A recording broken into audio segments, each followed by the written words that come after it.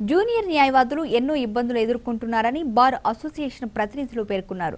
గూడూరులో ఏర్పాటు చేసిన సమావేశంలో వారు మాట్లాడారు. గూడూరులోని కోర్టు ఆవరణలో బార్ అసోసియేషన్ ఆధ్వర్యంలో సభ్యులు సమావేశమయ్యారు. ఈ సందర్భంగా బార్ అసోసియేషన్ ప్రతినిధులు మాట్లాడుతూ జూనియర్ న్యాయవాదులు ఆర్థిక ఇబ్బందులు ఎదుర్కొంటున్నారని తెలిపారు. ఇదే విషయాన్ని ముఖ్యమంత్రి చంద్రబాబు దృష్టికి తీసుకెళ్లామన్నారు. న్యాయవాదులకు ఆరోగ్యశ్రీ కార్డులను ఇవ్వాలని కూడా కోరినట్లు వారు వివరించారు.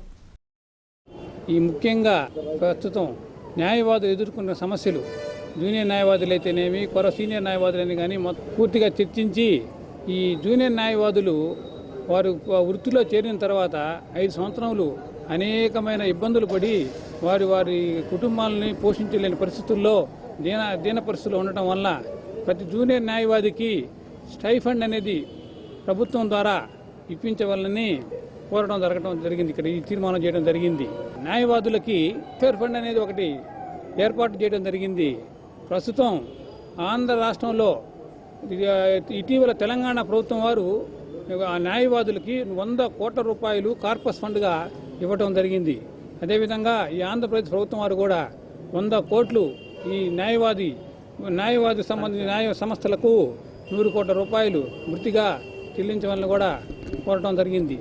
వారి కుటుంబ సభ్యులైతేనేమి న్యాయవాదులు అయితేనేమి అనేకమైన ఆర్థిక ఇబ్బందులు వాళ్ళ ఆర్థిక స్థితిగతులు మెరుగుపడే పరిస్థితి లేనందువలన వారికి ఆరోగ్యశ్రీ కార్డులు కూడా ఇప్పించవాలని ఆంధ్రప్రదేశ్ ముఖ్యమంత్రి గారికి కోరడం జరిగింది.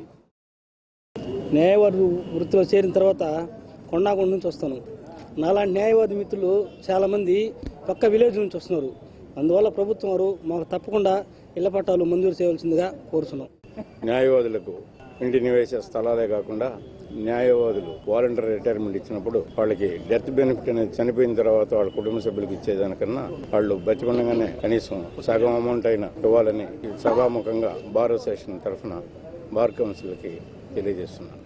ఈ న్యాయ విద్యాశాస్త్రంలో చాలా మంది నిరుద్యోగులుగా బతుకుతున్నారు. ఈ నిరుద్యోగాన్ని నిర్మూలించాలంటే అన్ని పార్టీల వారు దీనిలో ప్యానల్ పద్ధతిని ప్రవేశపెట్టారు.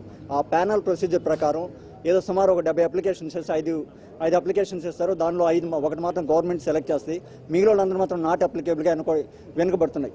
అట్లో కాకుండా కొంచెం ఉద్యోగ రీత్యా ఉద్యోగ అవకాశాలు మెరుగైన స్థానంలో చేర్చాలని గవర్నమెంట్కి మేము పత్రికా విలేకరుల ద్వారా మేము తెలియజేస్తున్నాం.